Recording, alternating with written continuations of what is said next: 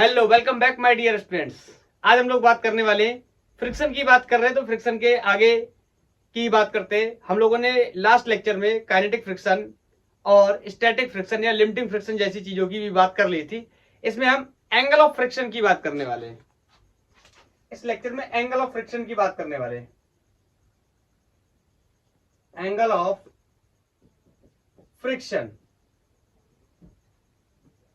Angle of friction मतलब जब भी हम किसी ब्लॉक को या किसी ऑब्जेक्ट को पुल या पुश करते हैं, मतलब खींचते हैं, 1D में ना खींच करके 2D में खींचते हैं या दबाते हैं, तो वहां पर कोई एंगल बनता है। कैसे उसकी वैल्यू को हम पता करेंगे, देखते हैं। डेफिनेशन अभी लिख लेंगे, पहले यहां समझते हैं एक्सप्लेनेशन को। जैसे मेरे पास एक ये ब्लॉक है, ठीक है, और इस ब्लॉक को जैसे ही मैं आगे की तरफ खींचने की कोशिश करूंगा, ठीक है, आपको पता है 1D में खींचूं या 2D में खींचूं कोई फर्क नहीं पड़ता। मुद्दे की बात को समझते। यहां पर पीछे की तरफ क्या लगेगा, फ्रिक्शन लगेगा, बोलो। और अगर ये ब्लॉक चल गया तो ये काइनेटिक फ्रिक्शन होगा, रुका रहा तो ये कौन सा फ्रिक्शन होगा, स्टैटिक फ्रिक्शन होगा। या जस्ट अबाउट टू मूव है तो कौन सा फ्रिक्शन होगा, लिमिटिंग फ्रिक्शन होगा, बोलो। तो मैंने लिख दिया, लेट्स से अभी मैं मान के चल रहा हूं कि ये ब्लॉक चल नहीं रहा है, तो ये क्या हो जाएगा, एफएस मैक्स, मतलब ये लिमिटिंग फ्रिक्शन हो गया। आपको पता है ये किसी टेबल पे या किसी जगह पे रखा, ग्राउंड पे रखा, तो ये नीचे की तरफ अपने वेट से इसको दबाएगा, that will be mg। Newton के थर्ड लॉ के हिसाब से इसको ऊपर की तरफ एक फोर्स लगने वाला है, दैट इज नॉर्मल रिएक्शन। अब मेरी बात को ध्यान से सुनना, ये भी क्या है, एक फोर्स है, ये भी क्या है, फोर्स है, ये भी क्या है, फोर्स है, तीनों क्या है, फोर्स है। या ये लगा है, ये भी क्या है, फोर्स है।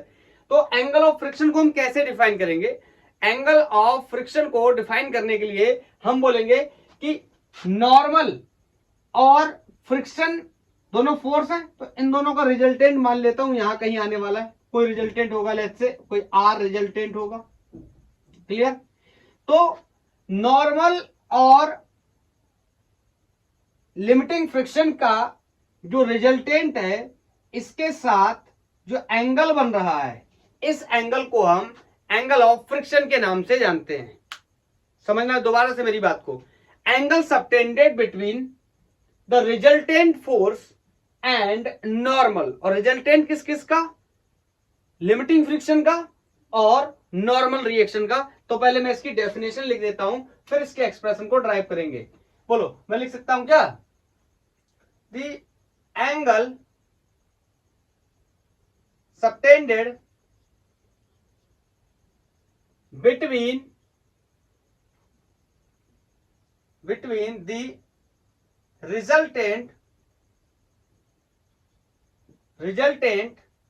force, और बोलो रिजल्टेंट किस किस का, ब्रैकेट में लिख देता हूं, किस किस का, नॉर्मल और लिमिटिंग फ्रिक्शन, नॉर्मल और लिमिटिंग फ्रिक्शन के का जो रिजल्टेंट है वो, अब मैं दोबारा से इसको पढ़ता हूं, angle subtended between the resultant force that is R and normal reaction, ठीक है।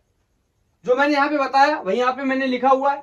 मैंने बोला कि नॉर्मल रिएक्शन और फ्रिक्शन के का जो रिजल्टेंट फोर्स होगा, उसके साथ नॉर्मल जो एंगल बनाएगा, that is called angle of friction. इसकी वैल्यू को हम निकालेंगे, तो कैसे निकालेंगे, मेरी बात को ध्यान से सुनना। आपको पता है हम दो वेक्टर्स को पैरेलली कहीं पर भी शिफ्ट कर सकते हैं, ये बात हम पढ़ चुके हैं। किसी भी वेक्टर को, एक वेक्टर, दो वेक्टर, किसी भी वेक्टर को मैंने इस वेक्टर को उठा करके यहां शिफ्ट कर दिया, तो बोलो इसकी वैल्यू कितनी हो गई, एफ एस मैक्स। ये बात हम parallel shifting of the vector में कर चुके हैं।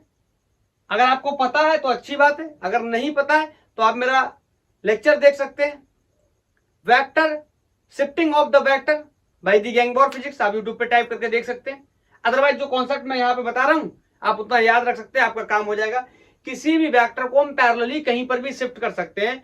दो चीजें उसका हमें उसमें ध्यान रखनी है, पहली कि उसकी डायरेक्शन चेंज नहीं होनी चाहिए, और दूसरा उस वेक्टर का मैग्नीट्यूड भी चेंज नहीं होना चाहिए। मतलब without changing the magnitude and direction of a vector we can shift a vector parallelly to one point to another point. या one location to another location. वैसे मैंने किया, इस वेक्टर को उठा के मैंने यहां रख दिया। भैया ये फोर्स है और फोर्स वेक्टर क्वांटिटी होती है, तो बोलो अगर मैं इस पे लगा दूं क्या tan थीटा, tan लगा दूं, सबको पता है tan थीटा क्या होता है, परपेंडिकुलर अपॉन बोलो परपेंडिकुलर। तो बोलो परपेंडिकुलर कौन हो जाएगा ये, अरे भैया यहां से एंगल बनाया तो ये क्या हो गया बेस, ये क्या हो गया परपेंडिकुलर। तो परपेंडिकुलर कौन हो गया F S max. tan theta क्या होता है परपेंडिकुलर अपॉन बेस, बेस कौन हो गया बेस, ये कौन है नॉर्मल रिएक्शन। और आपको पता है कि F S max is directly proportional to the normal reaction. Previous lecture में हम लोग बात कर चुके हैं। प्रोपोर्शनलिटी हटाएंगे, कांस्टेंट आएगा, उस कांस्टेंट का नाम क्या होता है coefficient of friction.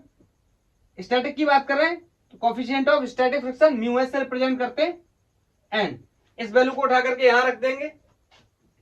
tan theta will be equal to F S max की जगह मैं क्या लिख सकता हूं mu S into normal reaction upon normal reaction. तो ये नॉर्मल रिएक्शन से नॉर्मल रिएक्शन क्या हो गया एलिमिनेट हो गया।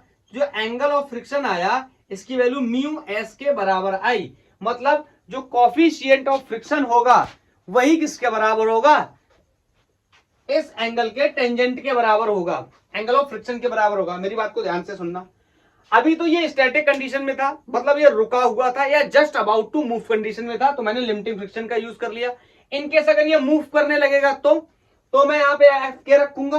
एफ के की वैल्यू भी कितनी होती है म्यू के टाइम्स ऑफ नॉर्मल रिएक्शन। मतलब इस बार जो कोफिशिएंट आएगा वो म्यू के आ जाएगा। तो मैं एक लाइन में लिख दे रहा हूं कि एंगल ऑफ फ्रिक्शन बोलो क्या हो सकता है म्यू एस भी हो सकता है, म्यू के भी हो सकता है, या सिंपली मैं म्यू ही लिख दूं। और म्यू का मतलब क्या है, दोनों चीजें हो सकती हैं, कोफिशिएंट ऑफ स्टैटिक फ्रिक्शन या कोफिशिएंट ऑफ काइनेटिक फ्रिक्शन। बोलो तो this is the angle of friction. बोलो। और इस लेक्चर में हम इससे रिगार्डिंग बहुत सारे अच्छे अच्छे नीट और आईआईटी के सवाल करने वाले। बोलो तो मैं एक पहले बेसिक क्वेश्चन के साथ शुरुआत करता हूं। मैं इसको हटा रहा हूं।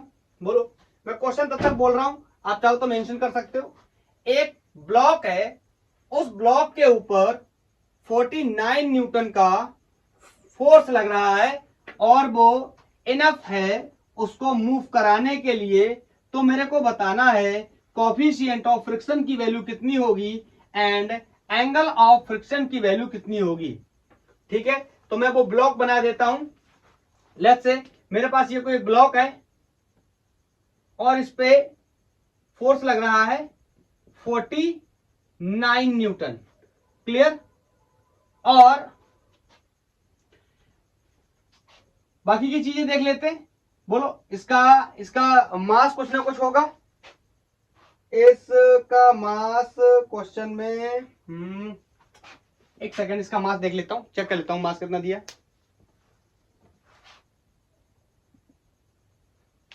सिंपल ही बोल रहा है कि नीचे की तरफ 10 kg वेट लग रहा है। आपको पता है ये फोर्स का यूनिट होता है, हम लोग फोर्स कॉन्सेप्ट में डिस्कस कर चुके हैं। ये ग्रेविटेशनल यूनिट ऑफ फोर्स होता है। तो बताओ ये ऊपर की तरफ क्या लगाएगा normal reaction, end of course ये किसी जगह पे रखा हुआ है तो पीछे की तरफ क्या लगने वाला है फ्रिक्शन लगने वाला है। बोलो फ्रिक्शन लगने वाला है, मूव नहीं कर रहा है तो स्टैटिक फ्रिक्शन है, या स्टैटिक फ्रिक्शन की मैक्सिमम वैल्यू लिमिटिंग फ्रिक्शन है। मेरे को बताना है, लिख देता हूं फाइंड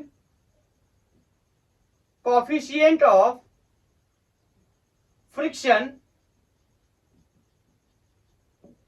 और दूसरा बताना है एंगल ऑफ फ्रिक्शन। बहुत ही आसान है मेरे लिए। बोलो कोफिशिएंट ऑफ फ्रिक्शन मैं सिंपली लिख सकता हूं क्या F S max will be equal to mu times of normal reaction. Limiting friction है तो कोफिशिएंट क्या हो जाएगा म्यू एस, इसकी वैल्यू इसके बराबर हो जाएगी। क्यों, क्योंकि ये मूव नहीं कर रहा है। बोलो हम क्या लिखते हैं, मेरी बात को ध्यान से सुनना, हम नेट फोर्स ही तो लिखते हैं। तो नेट फोर्स अगर ये मैं लिखता तो कैसे लिखता 49 लेके जा रहा है माइनस एफ एस मैक्स रोक रहा है बराबर एम ए, यही तो लिखते हैं, ऐसे तो लिखते हैं। अब बोलो चल रहा नहीं है तो एक्सेलरेशन कितना हो गया जीरो। चल रहा नहीं का मतलब एक्सेलरेशन जीरो नहीं है, एक्सेलरेटेड मोशन नहीं है, कांस्टेंट वेलोसिटी से चल रहा होता फिर भी कोई बात नहीं। इसका मतलब 49 ही वैल्यू किसकी होने वाली है एफ एस मैक्स की होने वाली है।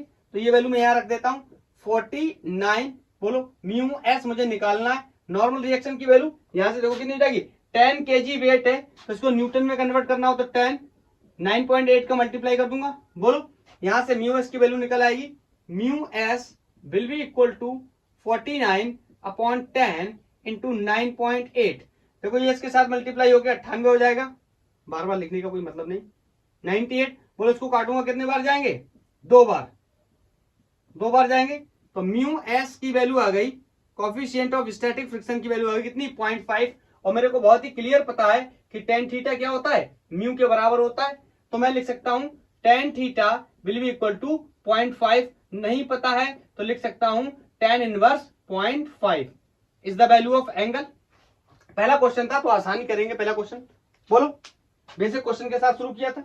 अब यहाँ पे फोर्स आपने देखा 1D में लग रहा था, मतलब हॉरिजॉन्टल डायरेक्शन में कर रहा था। अब इसी फोर्स को मैं कहां लगाने जा रहा हूं, 2D में लगाने जा रहा हूं। तो आपको पता कोई ना कोई कंपोनेंट आएगा जो कि क्या करेगा, सपोर्ट करेगा। बोलो कंपोनेंट बनेंगे, फिर देखना पड़ेगा कौन सा कंपोनेंट किधर है। बोलो तो दूसरा क्वेश्चन में ले रहा हूं और दूसरे क्वेश्चन में एक कोई इस तरीके से ब्लॉक रखा हुआ है और इस ब्लॉक के ऊपर इस तरह कोई फोर्स लग रहा है, यहां से कोई एंगल फाई बन रहा है, ठीक है।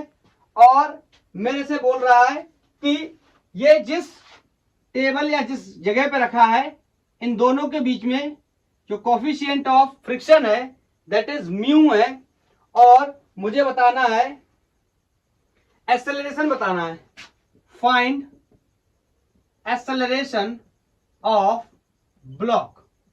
इसके 4 ऑप्शन भी दिए हुए हैं, मैं एक एक करके लिख देता हूं। पहला ऑप्शन है F/m, आप तब तक ट्राई करो उसको, तब तक ट्राई करो, मैं तब तक ऑप्शन लिखता हूं। F/m cos phi plus mu sine phi minus mu g. दूसरा ऑप्शन है F sine phi upon m, इसका ब्लॉक का मास को m कर लो। तीसरा ऑप्शन है म्यू F कॉस फाई, और डी ऑप्शन यहां लिख देता हूं शायद नीचे विजिबल ना हो। बोलो डी ऑप्शन है म्यू F साइन फाई। ये 4 ऑप्शन है। मेरे से बोल रहा है कि कोई एक वुडन ब्लॉक है जो कि रेस्ट पे है, ये रेस्ट पे है, इसका मास कितना है, कैपिटल M है। उसके बाद में हमने इस पे कोई F फोर्स लगाया है और हॉरिजॉन्टल के साथ फाई एंगल बनाया है, और mu is the coefficient of kinetic friction. Okay, मतलब म्यू के की वैल्यू ही कितनी है, म्यू क्वेश्चन में गिवन है। तो बताइए कितने एक्सेलरेशन से ये चलेगा। तो सबसे पहले ये 2D में लगा हुआ फोर्स है, तो सबसे पहले इसके क्या बना लेंगे, कंपोनेंट बना लेंगे। सारे लोगों को पता है कंपोनेंट कैसे बनाते हैं। ये F है, यहां से एंगल बना है तो ये x डायरेक्शन में इसका कंपोनेंट आ जाएगा, that will B F cos theta. बोलो इसका इंपैक्ट कहां है, ऊपर की तरफ। एक्सेलरेशन को इधर बना देता हूं, इंपैक्ट कहां, ऊपर की तरफ। तो एक कंपोनेंट आगे आएगा और एक कंपोनेंट कहां आएगा, ऊपर की तरफ आएगा, that will B by direction में होगा, that will B F sine theta. मेरे हिसाब से इतने में कोई प्रॉब्लम नहीं होनी चाहिए। बोलो ये ब्लॉक किसी सरफेस पे रखा हुआ है तो ये नीचे की तरफ उसे अपने वेट से दबाएगा, that will be capital mg। Question में मास m दे रखा है। बोलो तो ये अपने आप को बचाने के लिए ऊपर एक फोर्स लगाएगा, that will B normal reaction. तो यहाँ पे इक्वेशंस को बनाना शुरू कर देता हूं। बोलो अब ये आगे की तरफ चलना शुरू करेगा तो पीछे की तरफ क्या लगेगा, फ्रिक्शन लगेगा। और कौन सा फ्रिक्शन लगेगा, काइनेटिक फ्रिक्शन। तो मैं कह सकता हूं, बोलो लेके कौन जा रहा है, F कॉस थीटा लेके जा रहा है, अपोज कौन कर रहा है, F के अपोज कर रहा है, will be equal to ma, mass times of acceleration. Mass कितना है इस ब्लॉक का, कैपिटल M, और a मुझे बताना है, एक्सेलरेशन मुझे बताना है। अब ये आगे सॉल्व नहीं होगा, क्यों नहीं होगा, क्योंकि मेरे को F की वैल्यू नहीं पता है। मैं चाहूं तो एक लाइन और सॉल्व कर सकता हूं, F cos theta minus F की वैल्यू म्यू के times of normal reaction. Mu के की ही वैल्यू कितनी है, म्यू, तो मैंने म्यू रख लिया, into normal reaction, will be equal to ma। अब आगे सॉल्व नहीं होगा, क्यों? a मुझे बताना है, n की वैल्यू मुझे पता नहीं है। ये हॉरिजॉन्टल डायरेक्शन में देख लिया। अब मैं वर्टिकल इक्विलिब्रियम की बात करूं, वर्टिकल इक्विलिब्रियम जैसा शब्द यूज क्यों कर रहा हूं? क्योंकि इसमें ऊपर या नीचे की तरफ कोई भी एक्सेलरेशन नहीं है, तो ऑफ कोर्स ऊपर के फोर्सों ने मिलकर नीचे के फोर्स को क्या कर लिया होगा? बैलेंस कर लिया होगा। अपवर्ड फोर्स ने डाउनवर्ड फोर्स को। बहुत ही बेसिक बातें हैं ये तो बताओ ऊपर कौन कौन फोर्स है? N normal reaction plus F sine, एक सेकंड, ये एंगल फाई है ना, आदत हो जाती है हम लोग को थीटा थीटा लिखने की। तो ये एंगल कितना है? फाई। तो फाई लिख लेते हैं, यहां पे भी मुझे फाई लिख देना चाहिए, यहां पर भी हम लोग फाई लिख लेते हैं। क्लियर है? तो यहां पर साइन फाई हो गया। बोलो एन ऊपर की तरफ, एफ साइन फाई ऊपर की तरफ। बोलो किसको बैलेंस करेगा? वेट को। That will be equal to M G. अगर मैं यहां से निकाल लूं किसकी वैल्यू? नॉर्मल रिएक्शन की, यहां रख दूं, मेरा आंसर बन जाएगा। So normal reaction will be M G minus F sine phi. बोलो उसको क्या कर दूं? पुट इन इक्वेशन फर्स्ट, यहां पर रख दूं, ये हो जाएगा F cos phi minus mu. N की वैल्यू ये है तो मल्टीप्लाई करके रख देता हूं, इसके साथ मल्टीप्लाई करूंगा तो कितना हो जाएगा? Mu M G. इसका मल्टीप्लाई हो गया। बोलो अब इसके साथ इसमें मल्टीप्लाई हो जाएगा तो minus mu F sine phi equal to M A. समझ आ रहा है ना? नॉर्मल रिएक्शन की वैल्यू को मैंने यहां रखा, नॉर्मल रिएक्शन की वैल्यू कितनी है? M G minus F sine phi, तो मैंने मल्टीप्लाई कर दिया म्यू को साथ में, वरना एक लाइन और बढ़ानी पड़ती। बोलो अब यहां से मुझे एक्सेलरेशन की वैल्यू निकालनी है, तो मास को क्या कर दूंगा? डिवाइड कर दूंगा। तो यहां पे लिख सकता हूं क्या? यहां पे लिख सकता हूं क्या? F mu G. ठीक है, बोलो। अरे यार अब तो दिखने लगा होगा ना, पहला ऑप्शन मैच कर रहा है। नहीं तो आगे सॉल्व भी कर सकते हो, यहां से इस मास की वैल्यू को क्या कर सकते हो? इधर डिवाइड लगा सकते हो। बोलो बोलो बोलो। तो इसके बाद में क्या कर जाएगा? ये वाला ऑप्शन मैच कर जाएगा, माइनस वगैरह को मैनेज करने के बाद। बोलो क्लियर है? ठीक है। हाँ, यहाँ पे ये चीज थोड़ा सा ये देख लेना, ये मास छोटा लिख दिया ना, ये सारे मासेस कैपिटल एम ही होंगे, दो अलग अलग मासेस नहीं है। तो यहां से जब निकालेंगे तो यहाँ क्या हो जाएगा? एफ एम डिवीजन में चला जाएगा, ये सब साइड कर लोगे, इतना मुझे पता है। तो ऑप्शन कौन सा सही हो गया? ए। ठीक है। कितना एक्सेलरेशन होगा इस ब्लॉक का? अलजेब्रा में दे रखा है, अगर न्यूमेरिकल वैल्यूज में दे रखा होता तो गणित में आंसर आ जाता। बोलो क्लियर? नेक्स्ट क्वेश्चन ले लेते हैं। Next question is from JEE Mains. एक सेकेंड, ये नेक्स्ट क्वेश्चन है और ये एएमयू में आया क्वेश्चन। अलीगढ़ मुस्लिम यूनिवर्सिटी का अलग से एंट्रेंस होता था पहले मेडिकल का, उसी में आया हुआ है ये। एमबीबीएस के लिए वो लोग अलग से कराते थे अपना। ठीक है, मेरे से पूछ रहा है। वैसे मेरे हिसाब से जो इसका एंट्रेंस होता था एएमयू का, काफी अच्छी क्वालिटी के क्वेश्चंस आते थे फिजिक्स में, उसमें स्पेशली फिजिक्स की बात कर रहा हूं मैं। देखो क्वेश्चन है कि ये ब्लॉक कोई रेस्ट पे रखा है, लेकिन हम उसे चलाना चाहते हैं। It is desire to make the body move by the minimum possible force. हम इस पे कितना मिनिमम फोर्स लगाएं कि ये बॉडी मूव करने लगे, एज शोन इन फिगर। इस तरीके से ब्लॉक फिगर बना हुआ है। बोल रहा है the value of theta and F minimum should be respectively. मुझे वैल्यू थीटा की बतानी है कितनी होगी, और मेरे को बताना है मिनिमम फोर्स कितना होगा, इस फोर्स की वैल्यू बतानी है। क्वेश्चन आप नोट कर लो, मुझे हटाना पड़ेगा, सॉल्व कहां करूंगा? बोलो नोटेड? ओके, चलो मैं पहले इधर से सॉल्व करता हूं, जितना हो जाता है उतना देखते हैं। बोलो यहां पे थीटा एंगल पे फोर्स लग रहा है, तो ऑफ कोर्स इसके दो कंपोनेंट बनने वाले हैं। एक्स डायरेक्शन में कंपोनेंट क्या आ जाएगा? एफ का कॉस थीटा, और इसका परपेंडिकुलर ऊपर की तरफ यहां क्या आ जाएगा? वाई डायरेक्शन में एफ साइन थीटा। बोलो अब मैं आपसे बोलूं कि ये ब्लॉक चलना चाहता है, मेरी बात को ध्यान से सुनना। इसका मतलब एफ कॉस थीटा को बड़ा होना ही पड़ेगा, किससे? इस फ्रिक्शन से। बोलो इसका मतलब एफ कॉस थीटा को इस फ्रिक्शन से बड़ा होना ही पड़ेगा, तभी तो चलेगा ना। अदरवाइज कैसे चलेगा? अगर ये इसको बैलेंस कर लेगा तो ये चल नहीं पाएगा, क्योंकि ये किस पे? रेस्ट पे रखा हुआ है। बोलो, तो मैं बोलूं ये इससे बड़ा होना चाहिए, तो पहले इसका एफबीडी बनाने की कोशिश करते हैं। बोलो, तो कैसे, कहां से शुरू करूं? क्या मैं सबसे पहले फ्रिक्शन की वैल्यू से शुरू करूं या वर्टिकल इक्विलिब्रियम से शुरू कर सकते हैं? तो बोलो, सबसे पहले क्या बोलेंगे, N plus F sine theta. आपको पता नॉर्मल रिएक्शन की वैल्यू तो निकालनी ही पड़ेगी, तो इसलिए यही से देख लेते हैं, will be equal to M G, और यहां से एन की value M G minus F sine theta. Equation इसको कोई एक बना लेते हैं, नॉर्मल रिएक्शन की वैल्यू की जब जरूरत होगी तो रख देंगे। बोलो, अब मैं आपसे बोलूं कि ये ब्लॉक चल रहा है, बोलो, तो चलने के लिए क्या कंडीशन होनी चाहिए?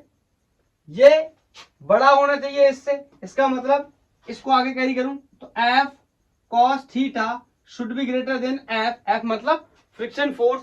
फ्रिक्शन फोर्स की वैल्यू कितनी दे रखी है? Mu times of normal reaction. Normal reaction की वैल्यू मैंने ऊपर निकाल ली है, इसको मैं यहां पे रख देता हूं, F cos theta should be greater than mu. N की वैल्यू कितनी जाएगी? मल्टीप्लाई कर दूं तो mu M G minus mu F sine theta. पहले मैं देख लूं विजिबल है, पहले मैं देख लूं विजिबल है, हाँ है। आगे करें, बताओ। ये एफ वालों को एक तरफ कर लेते हैं, बोलो, इसको उठा के इधर ले आते हैं, इक्वल टू का भी साइन लगा दे तो ज्यादा अच्छा लगेगा। बोलो, ग्रेटर देन या इक्वल टू, तो एफ यहाँ पे शायद विजिबल ना हो तो मैं यहाँ ऊपर इसको कैरी कर रहा हूं, तो आप कैरी करो ना, तब तक आप करो, इसको इधर ले आओ, इसको इस साइड ले आओ, कितना हो जाएगा? एफ, और ऊपर से लिखूं एफ कॉस थीटा, ये इस साइड आ जाएगा, माइनस की जगह क्या हो जाएगा? Plus mu F sine theta, और ये should be greater than equal to mu M G. इधर क्या बचा? Mu M G. अब इसमें देखो एफ कॉमन हो रहा है, तो एफ को कॉमन कर लेता हूं, यहां कितना बचा? Cos theta plus mu sine theta should be equal to greater than, should be greater than और equal to mu M g. बताओ, एफ की वैल्यू निकालनी है, तो एफ को इधर क्या करता हूं? इधर रखता हूं, और ये इस चीज को क्या करता हूं? डिवाइड करता हूं। क्यों ऐसा कर रहा हूं अभी मैं आपको बताऊंगा। Mu M G upon cos theta plus mu times of sine theta. बोलो, क्लियर है? अब मेरी बात को ध्यान से सुनना, क्वेश्चन कह रहा है कि म्यू की वैल्यू मिनिमम होनी चाहिए। आप क्वेश्चन को दोबारा से देखो, सॉरी, फोर्स की वैल्यू मिनिमम, कितना सबसे कम फोर्स लगाएं कि ये चल पड़े। तो बताओ, अगर इसको मिनिमम करना है तो इसको क्या करना पड़ेगा? मैक्सिमम। मतलब डेनोमिनेटर अगर क्या हो जाए? मैक्सिमम, तो ये क्या हो जाएगा? मिनिमम।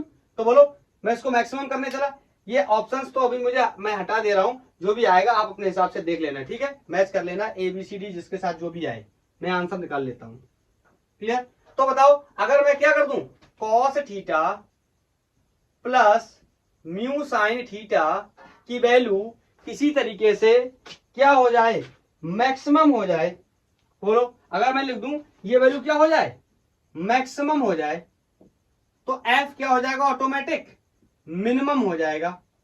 तो बताओ, इसको मैक्सिमम कैसे कर सकते? देखो, अब यहां पे रूल होता है, मैक्सिमम हम कर सकते हैं अगर, बोलो, मैं इसका क्या कर दूं?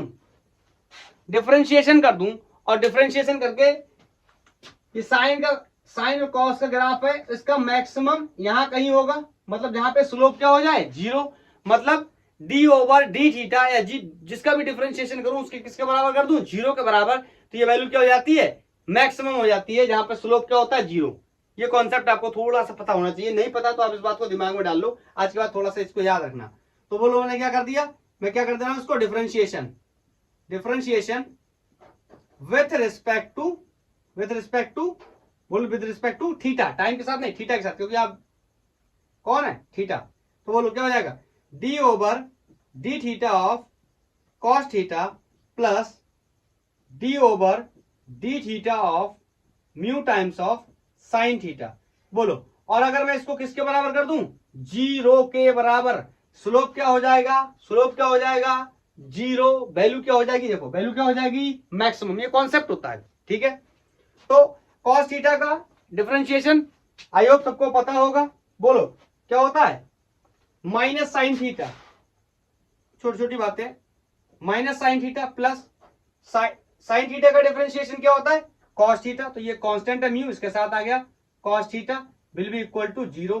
इसका मतलब साइन थीटा को अगर उधर भेज दूं तो sine theta equal to mu cos theta, तो यहां से साइन अपॉन कॉस कर दूं तो ये क्या बन जाएगा म्यू के बराबर, और यही वैल्यू किसकी आ गई टेन थीटा, क्या बन गया म्यू, मतलब theta equal to tan inverse mu.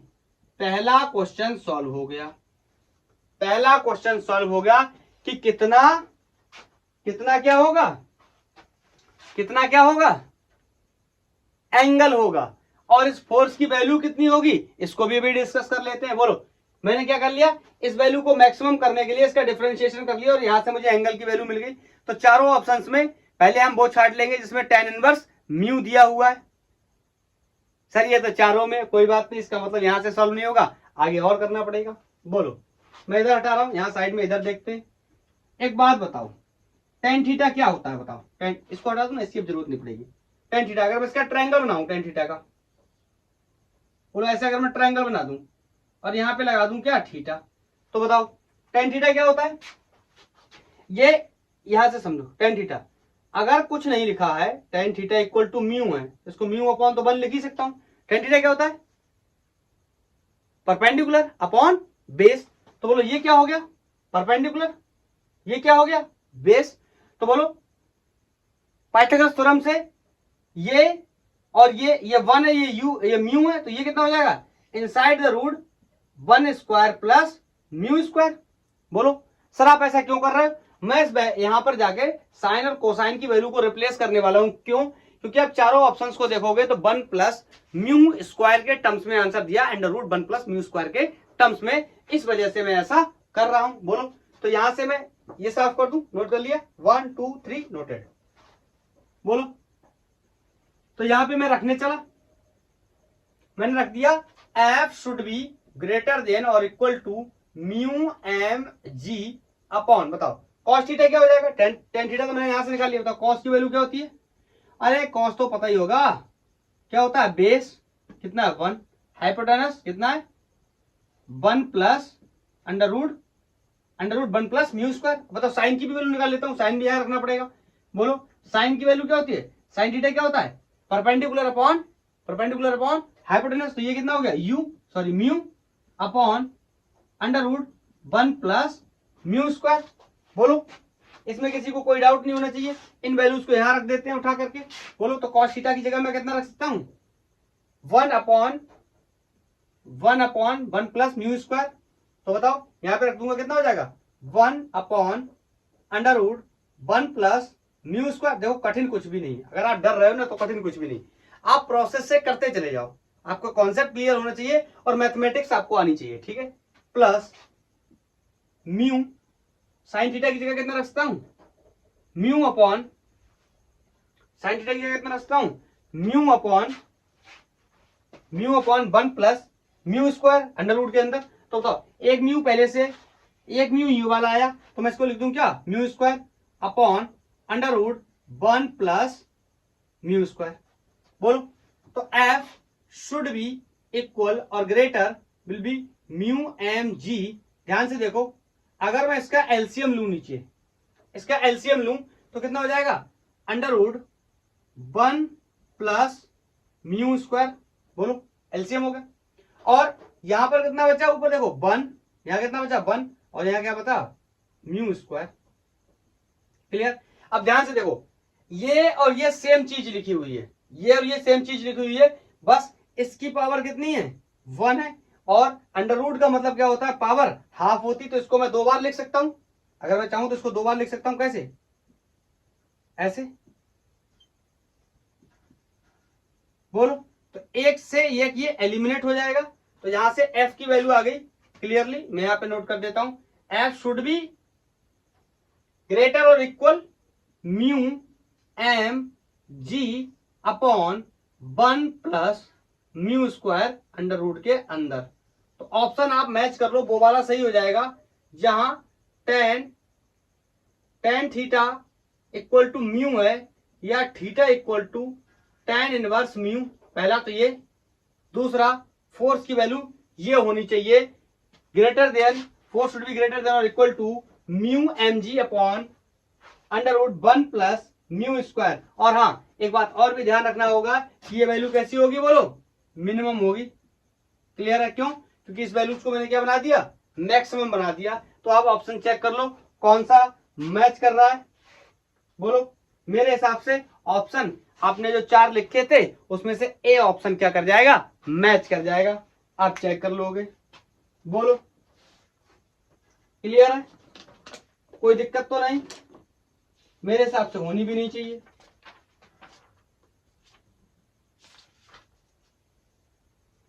Is this clear? बोलो। नेक्स्ट क्वेश्चन लू, नेक्स्ट क्वेश्चन लू। ये नेक्स्ट क्वेश्चन है, जेईई मेंस 2019 में ये सवाल आया था। देखो, इस क्वेश्चन को करने से पहले ना थोड़ा सा आप मेरी बात को समझो। हमसे जनरली ये हमसे क्वेश्चन पूछा जाता है कि किसी भी कोई ब्लॉक जमीन पे पड़ा है या कोई भी ऑब्जेक्ट जमीन पे पड़ा है, उसको पुल करना इजी है या पुश करना इजी है, मतलब उसको धक्का देना आसान है या उसको खींचना आसान है। तो ये क्वेश्चन उसी कॉन्सेप्ट पे बेस्ड है। तो मैंने सोचा ये ना बता करके कि किसको खींचना आसान है या किसको धक्का देना आसान है, उससे बेहतर एक न्यूमेरिकल क्वेश्चन लेते हैं। इससे सारी बात क्लियर हो जाएगी, धक्का देने वाली, खींचने वाली भी, और उसके साथ साथ इस क्वेश्चन का आंसर भी हम लोग कर लेंगे। और मेंस 2019 का प्रॉब्लम भी है। बोल रहा है एक 5 kg का कोई ऑब्जेक्ट है जिसकी 2 कंडीशंस बनी हुई है। पहली कंडीशन में इसको पुश किया जाता है, ऑफकोर्स नीचे की तरफ दबाया जा रहा है, और दूसरी कंडीशन में इसको पुल किया जा रहा है ऊपर की तरफ, और एंगल दोनों ही बार 30 डिग्री का है और दोनों बार कांस्टेंट फोर्स से ही खींचा गया है। अब सवाल पैदा होता है कि हम ये कैसे पता करेंगे किसको खींचना आसान है, दबाना आसान है, दोनों का फोर्स बराबर है। ओके, लेकिन एक्सेलरेशन से तो क्लियर हो जाएगा ना। जिसका एक्सेलरेशन ज्यादा आ गया मतलब वो काम क्या है, आसान है। जिसका एक्सेलरेशन कम आया वो काम क्या है, कठिन है। ऐसे भी समझ सकते हैं। बोलो विद द हॉरिजॉन्टल और एंगल, इसका जो कोएफिशिएंट ऑफ फ्रिक्शन है that is 0.2, the difference between the acceleration between the two bodies बताना, मतलब इसका एक्सेलरेशन निकालो, इसका एक्सेलरेशन निकालो, दोनों का डिफरेंस कर दो और आंसर बता दो। और एक छोटी सी प्रॉब्लम हो गई। प्रॉब्लम ये हो गई कि जब मैंने लेक्चर शुरू किया था ना, तो वहां पे मैंने एंगल की स्पेलिंग गलत लिख दी थी, एंजल लिख दिया था। तो कहते ना कि first impression is the last impression. तो कुछ लोग लेक्चर को ऑन करेंगे, देखेंगे स्पेलिंग ही गलत लिख दिया, क्या ही आगे डिस्कस करेगा, और वहीं से ड्रॉप कर देंगे। कोई बात नहीं, लेकिन जो लोग यहां तक आएंगे वो जानेंगे एंगल की स्पेलिंग गलत होने से कुछ नहीं होता। बोलो, समझते हैं। पहले तो सिंपली क्या करते हैं, एफबीडी बनाते हैं। तो बताओ एफबीडी कैसे बनाएंगे, दोनों 2 फोर्सेस लग रहे हैं। तो बताओ ये वाला एक्स डायरेक्शन में इसका कंपोनेंट कितना हो जाएगा, एफ एक्स लिख दे रहा हूं, that will B F cos 30। इसमें किसी को कोई डाउट नहीं होना चाहिए। नीचे की तरफ क्या करेगा, ये दबा रहा होगा। बोलो, नीचे की तरफ क्या कर रहा होगा, अपने वेट से दबा रहा होगा। ऑफकोर्स इसका वेट वगैरह बाद में लिख लेंगे, पहले एल्जेब्रिक लिखते हैं। mg से ये दबा रहा होगा। बोलो कोई प्रॉब्लम?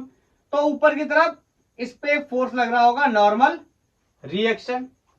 बोलो, और एक बात, जब ये ब्लॉक आगे चलने की कोशिश करेगा तो पीछे की तरफ इस पे एक्ट करने वाला है कौन, फ्रिक्शन फोर्स। बोलो, फ्रिक्शन फोर्स करने वाला एक्ट। और मैं डायरेक्ट लिख ही दे रहा हूं, जब चल रहा है तो काइनेटिक फ्रिक्शन एक्ट करने वाला है। बोलो, तो पहले का जो एफबीडी बनाया क्लियर है, दूसरे केस का भी एफबीडी बना लेते हैं, इसके लिए भी आसान है। यहां से क्या हो जाएगा, एफ एक्स डायरेक्शन में will be F cos theta. बोलो बोलो बोलो, नीचे की तरफ इसने दबाया होगा mg वेट से, ऊपर की तरफ नॉर्मल रिएक्शन, और इसका कंपोनेंट दूसरा वाला एफ साइन थीटा, ये भी कहा जाएगा ऊपर। अब इतना पढ़ चुके हैं तो मैं बार बार ज्यादा क्लियरेंस नहीं दे रहा। अब दोनों ही केसेस में एक्सेलरेशन निकालने की कोशिश करते हैं। मान लेता हूं इसका एक्सेलरेशन कोई a1 है और इस ब्लॉक का एक्सेलरेशन कोई a2 है, तो एक एक करके दोनों ब्लॉक के एक्सेलरेशन निकालते हैं। हाँ, अगर ये फोर्स निकालना होता तो पता चल जाता डायरेक्टली, पुश करना इजी है या पुल करना इजी है। अगर फोर्स नहीं निकाल रहे, मेरी बात को ध्यान से सुनना, दोनों के फोर्सेस बराबर हैं, ठीक है, दोनों के फोर्सेस बराबर हैं, दोनों के मासेस भी बराबर हैं, क्वेश्चन के हिसाब से दोनों के मासेस भी बराबर हैं, लेकिन दोनों के एक्सेलरेशन तो डिफरेंट है ना। मान लो किसी एक का एक्सेलरेशन बड़ा आ गया, मान लो A1 बड़ा आ गया, इस कंडीशन में बोलो, ऐसा मान लेता हूं आंसर तो ऑफ कोर्स मैं पढ़ा रहा हूं तो मुझे पहले से ही पता होगा।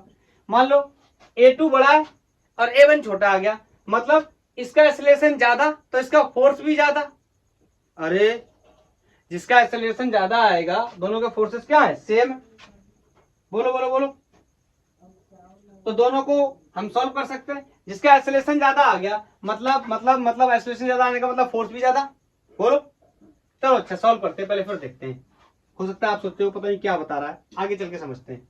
बताओ, मैं आपसे बोलूं कि इसका एफबीडी बना लिया, सारे फोर्सेस को बैलेंस करके लिखते हैं, तो आप देखोगे वर्टिकल डायरेक्शन में ऊपर नीचे कोई भी एक्सेलरेटेड मोशन नहीं है, तो मैं कह सकता हूं कि नॉर्मल रिएक्शन सिंपली किसके बराबर होने वाला है। एक सेकेंड, हाँ इसका दूसरा कंपोनेंट तो बना ही नहीं, इसका दूसरा कंपोनेंट बताओ। हाँ इसका दूसरा एक कंपोनेंट तो ये बन गया, दूसरा कंपोनेंट कहां बनेगा, यहाँ ऊपर आएगा एफ साइन थीटा या यहाँ नीचे आएगा।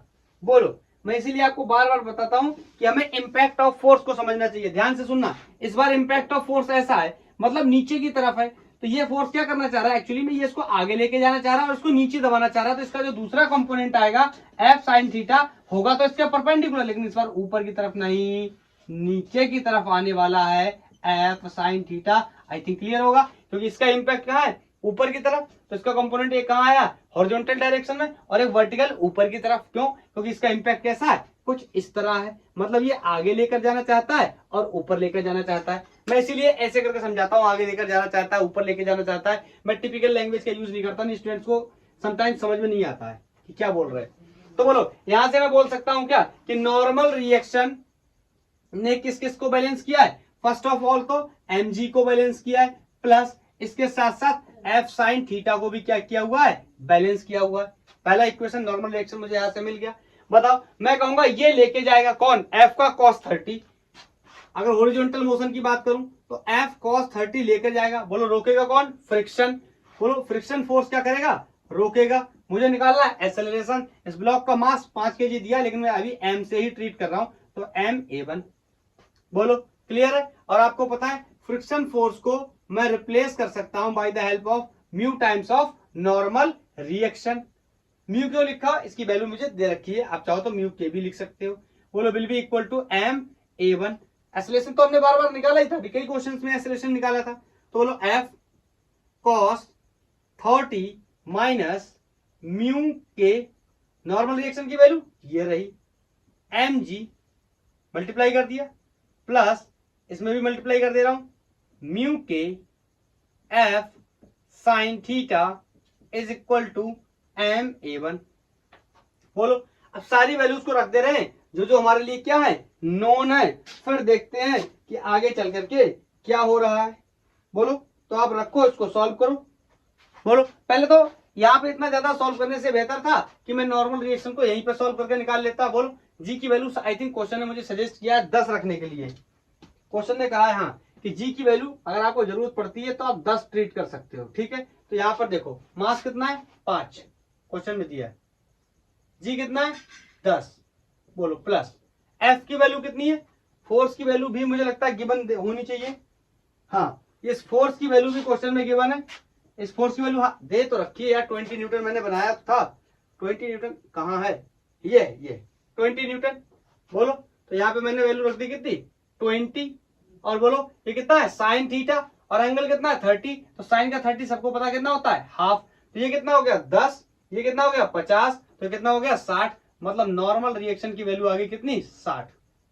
इतना सॉल्व करने से बच जाते हैं, फिर हटाओ इसको, रहने दो, ऐसे ही रख लेते हैं। बोलो, तो एफ की वैल्यू कितनी है, एफ की वैल्यू कितनी है 20, cos 30 की वैल्यू √3/2, म्यू की वैल्यू क्वेश्चन में दे रखी है 0.2, नॉर्मल रिएक्शन की वैल्यू अभी निकाली 60, मास 5 kg है, एक्सेलरेशन a1 है। यहां से इसको सॉल्व करेंगे, ये कितना बचा 10 √3 और माइनस ये कितना हुआ 6 × 2 = 12 will be equal to ma1। अब इसका इसमें मल्टीप्लाई करेंगे, सॉल्व करेंगे और यहां से A1 की वैल्यू निकालेंगे। अरे ये तो सॉल्व कर लोगे ना, √3 की वैल्यू 1.72 रखोगे और 1.72 रखने के बाद जब इसको सॉल्व करोगे 1.72 को मल्टीप्लाई करो 17 हो जाएगा, 12 में से जाएंगे 5 बचेंगे, ये इससे डिवाइड होगा 1 मीटर पर सेकेंड स्क्वायर आ जाएगा। अब करके चेक कर लेना।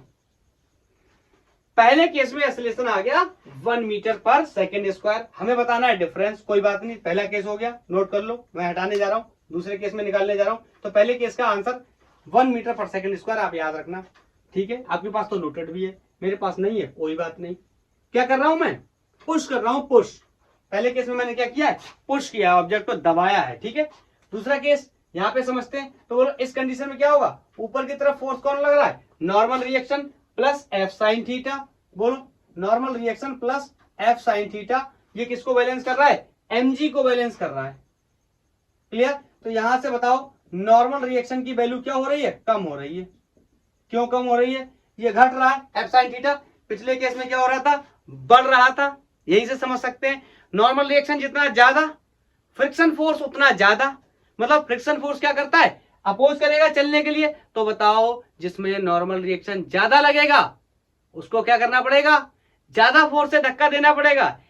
बोलो जिसमें नॉर्मल रिएक्शन कम लगेगा, ये इस केस का प्रीवियस केस का याद करो, लिख के बताता हूं। देखो ये n is equal to F plus sine theta. अरे आंसर तो निकाल ही लेंगे, आ ही जाएगा, क्यों परेशान हो।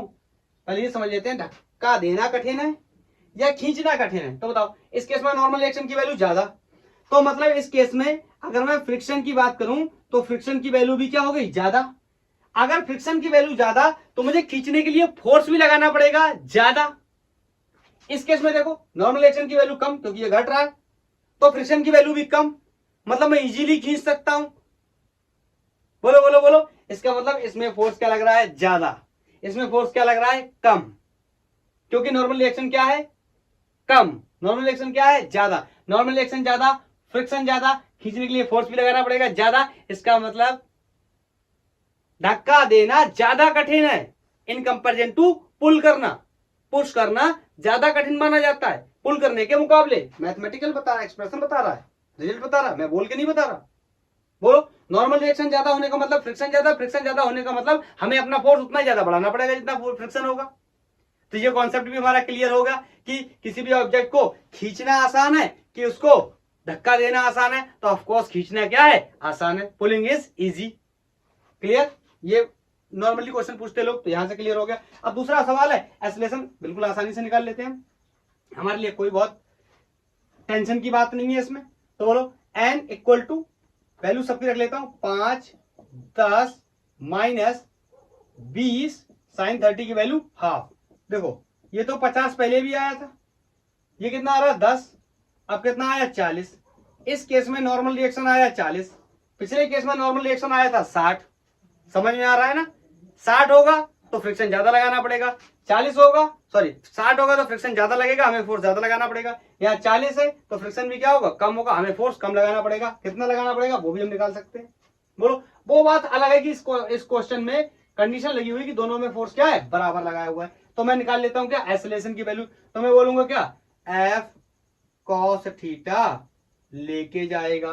सर आपने नहीं लगाया था यहाँ पे फ्रिक्शन, कोई बात नहीं, अब लगा लेते हैं। एफ के क्या करेगा, रोकेगा, will be equal to mass times of acceleration. तो बोलो एफ कॉस थीटा, इसको क्या लिख सकता हूं, म्यू के times of normal reaction mass into A2। सारी वैल्यूज को रख देता हूं। फोर्स की वैल्यू क्वेश्चन में, थीटा को यार पहले से रख लेता हूं ना। फोर्स की वैल्यू क्वेश्चन में गिवन है, that is 20 Newton. F cos 30 की वैल्यू सबको पता है, √3/2 माइनस माइनस म्यू की वैल्यू 0.2, नॉर्मल रिएक्शन की वैल्यू इस क्वेश्चन में 40 आई है। बोलो एम की वैल्यू 5, A2 मुझे निकालना है, यहां से सॉल्व कर लेंगे। ये कितना हो गया 10, तो ये फिर से कितना हो गया 10√3 माइनस ये कितना हो गया 40 दूनी 80, तो कितना हो गया 8 इक्वल टू 5 इंटू A2। यहां से A2 की वैल्यू निकालेंगे। अच्छा तुम सोच के बताओ A2 की वैल्यू कम आएगी या A2 की वैल्यू ज्यादा आएगी। A2 की वैल्यू कम आएगी कि A2 की वैल्यू ज्यादा आएगी, अरे ज्यादा आएगी क्योंकि बराबर फोर्स लगा हुआ है। तो ये तेज दौड़ेगा। क्यों? क्योंकि इसको धक्का देना, सॉरी इसको खींचना पहले से ही आसान था, दोनों पे बराबर फोर्स लगाया तो ये तेज चलेगा। अब यहां से A2 की वैल्यू को सॉल्व करेंगे और सॉल्व करने के बाद आप देखेंगे कि A2 की वैल्यू तकरीबन 1.8 मीटर पर सेकंड स्क्वायर के आसपास आएगी। ये तो होना ही था, ये तो होना ही था। क्यों? क्यों होना था? क्योंकि फोर्सेस दोनों पे सेम लगा दिए। अगर फोर्सेस सेम न लगाए जाते तो इसको खींचना आसान होता, इसको खींचना कठिन होता। मतलब पुल करना इजी है, पुश करना कठिन है, लेकिन दोनों को सेम काम सेम फोर्स से कर रहे हैं तो इसका एक्सेलरेशन ज्यादा आएगा। इसका एक्सेलरेशन अभी हमने निकाला था 1 आया था, इसका कितना आया 1.8। तो मैंने कहा था ना एक्सेलरेशन से भी पता कर सकते हैं हम, जिसका एक्सेलरेशन ज्यादा आ गया इसका मतलब उसको खींचना क्या है, आसान है। शायद मैंने पहले गलत बोल दिया था, पता नहीं, मुझे याद नहीं आ रहा। बोलो मुझसे कह रहा है डिफरेंस बताओ एक्सेलरेशन में। मेरे लिए तो बहुत ही आसान काम है। चेंज इन एक्सेलरेशन क्या हो जाएगा, A2 minus A1, this is 1.8 minus 1 is 0.8 metre per second square का क्या गया, एक्सेलरेशन। तो क्लियर है? मैं आपसे पूछूं किसी चीज को पुल करना इजी है या पुश करना इजी है, आप कहोगे सर मेरा तो कॉन्सेप्ट के साथ साथ जेईई मेंस का क्वेश्चन भी क्लियर है। सर पुल करना ज्यादा इजी है रादर देन पुश करना क्या है, टफ है। Okay clear? क्वेश्चन का आंसर भी मैच कर गया। नेक्स्ट, ये नेक्स्ट क्वेश्चन है और ये जेईई मेंस 2021 में आया हुआ सवाल है। बोल रहा है एक फिगर दिया हुआ है जिसका, ये कोई ब्लॉक है जिसका मास √3 kg है, इसका कोफिशिएंट ऑफ स्टैटिक फ्रिक्शन या सॉरी कोफिशिएंट ऑफ फ्रिक्शन की वैल्यू गिवन है जो कि कहीं सरफेस पे रखा है 1/3 √3। बोल रहा है कि अगर ये वर्टिकल के साथ 60 डिग्री का एंगल बनाता है, सवाल को पढ़ते हैं। बोल रहा है a block of mass √3 kg is kept on a horizontal rough surface of coefficient of friction is 1/3 √3, the critical force to be applied on the vertical surface as shown at an angle of 60 degree। देखो फिर से angle की spelling गलत होते होते रह गई। बोलो 60 डिग्री पे लग रहा है, मैंने यहाँ एंगल की वैल्यू को मेंशन भी कर दिया। With the horizontal such that, sorry vertical से नहीं, हॉरिजॉन्टल से 60 डिग्री पे लग रहा है। इट डज नॉट मूव, बोल रहा है ये मूव नहीं कर रहा है। Will B 3x, the value of x will be, आपने वैल्यू बतानी है x की कितनी होगी। और ये क्वेश्चन मैं आपके लिए छोड़कर जाता हूं, होमवर्क में आप करेंगे और इस क्वेश्चन में ऑप्शन अवेलेबल नहीं है। ठीक है, आप इसको सॉल्व करेंगे और सॉल्व करने के बाद मुझे इसका आंसर बताएंगे। क्लियर? तो आज के लिए इतना ही। थैंक यू, धन्यवाद। इस तरीके से एंगल ऑफ फ्रिक्शन की हमने बात की और काफी सारे अच्छे अच्छे क्वेश्चंस को भी हमने क्या कर लिया, डिस्कस कर लिया। नेक्स्ट लेक्चर में हम लोग एंगल ऑफ रिपोज के बारे में बात करेंगे, मतलब इंक्लाइंड प्लेन जैसी चीजों पे किस तरीके से फ्रिक्शन एक्ट करता है, उसके ऊपर हम लोग डिस्कशन करने वाले हैं। Clear? Thank you, bye bye. अगर आपका कोई सजेशन है तो ऑफ कोर्स आप मुझे बता सकते हैं।